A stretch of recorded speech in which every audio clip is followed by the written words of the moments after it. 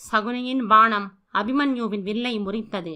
துச்சாதனனின் அம்பு அபிமன்யுவை கீழே தள்ளியது. ஜெயத்ரதனின் பாணம் அபிமன்யுவின் கரத்தை கிழித்தது.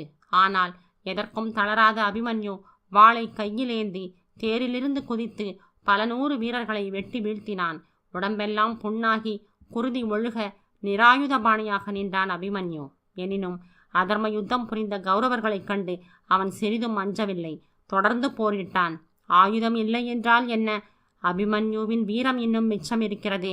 உடைந்த தன் தேரிலிருந்து தேர் சக்கரத்தை கையில் ஏந்தினான்.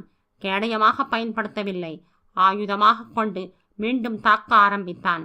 அப்போது துச்சாதனனின் மகன் கோளை போல பின்னாலிருந்து தன் கதையால் அபிமன்யுவின் தலையில் தாக்கினான். சுருண்டு விழுந்தவன் எழுந்து விடுவானோ என்ற பயத்தில் மற்ற மகாரதர்கள் தங்கள் ஆயுதங்களால் வலிமையாக தாக்கி அபிமன்யுவின் உடலில் அடையாளம்